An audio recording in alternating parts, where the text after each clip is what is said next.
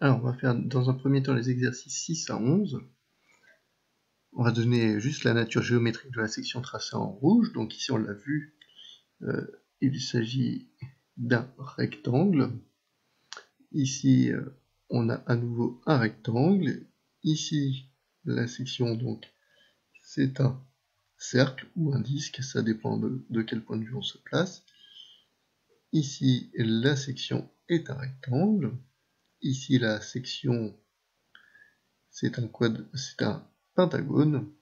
1, 2, 3, 4, 5. Et ici, c'est un disque. Voilà donc ici exercice 32, MNP, la section d'un prisme. Donc la section elle est rectangulaire. Calculer la valeur exacte de Mn, puis une valeur approchée au dixième près. Donc Mn ici, on connaît l'angle ABE ici qui fait 30. Ici, il faut démontrer que l'angle fait 30.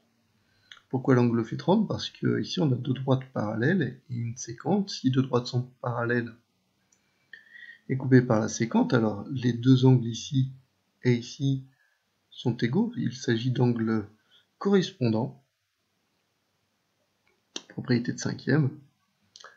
Le triangle ici, il est rectangle. Pourquoi il est rectangle? J'ai oublié de le dire. Si deux droites sont parallèles, toutes perpendiculaires à l'une et perpendiculaires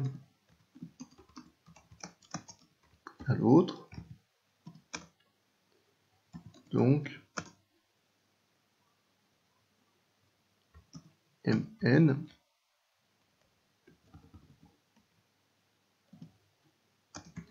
et Me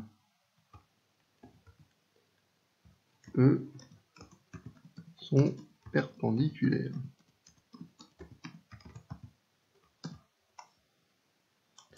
Voilà. Voilà. Bon, donc j'ai un triangle rectangle.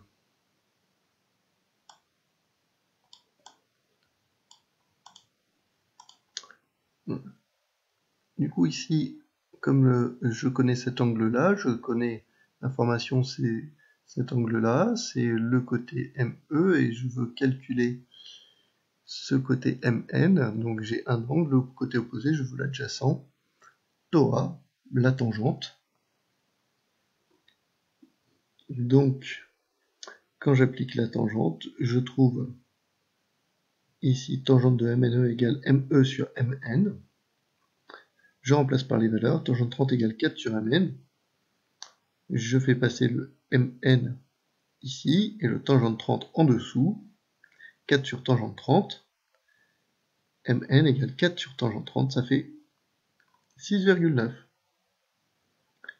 Comme on me demande l'aire, le volume, pardon, à l'unité, et je vais reprendre d'abord le calcul de l'aire du triangle AME, ici, AME, MN, pardon, 6,9 fois 4 divisé par 2, basse fois hauteur divisé par 2, ça fait 13,8.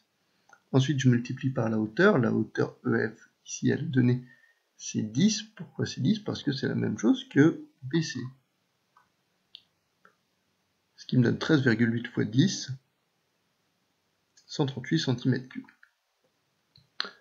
Dans le 38, dans chaque cas, réaliser la figure puis tracer la section de la pyramide par un plan passant par A et parallèle à sa base.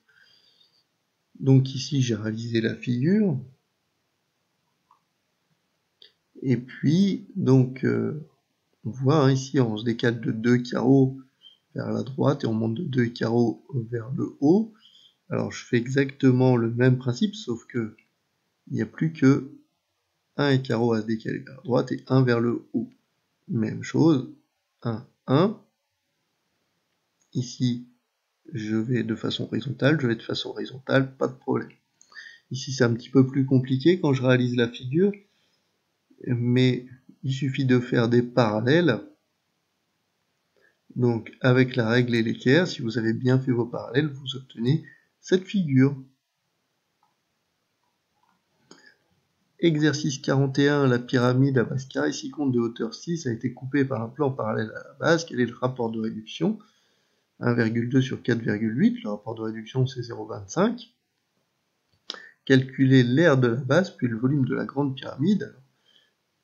C'est un carré de côté 4,8, donc 4,8 fois 4,8, ça fait 23,6. On multiplie par la hauteur 6 et on divise par 3, ça fait 46,08. En déduire l'aire de la base, puis le volume de la pyramide verte. Alors soit on refait tous les calculs, soit on multiplie par le coefficient d'agrandissement-réduction. Alors le coefficient d'agrandissement-réduction, c'est, si on veut l'appliquer, c'est 0,25 au carré pour l'aire. Donc 23,04 fois 0,25 au carré, ce qui nous donne 1,44 pour l'aire, et fois 0,25 au cube pour le volume. Pour l'exercice 42, le cône de révolution 6 cônes de hauteur 36 a été coupé par un plan parallèle à la base. Quel est le rapport de réduction? Alors pour le rapport de réduction, on va faire 4 sur 24, soit 1 sixième. Surtout on laisse 1 sixième, hein, c'est une fraction, c'est très bien comme ça.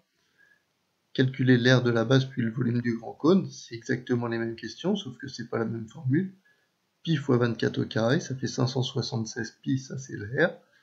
Et donc 576 pi fois 36 sur 3, ça fait 6912 pi. Et donc on reprend le 576 et on multiplie par le coefficient de réduction au carré. Et on reprend le volume et on le multiplie par le coefficient de réduction au cube. Merci de m'avoir écouté. N'hésitez pas à poser des questions. Bon travail. Au revoir.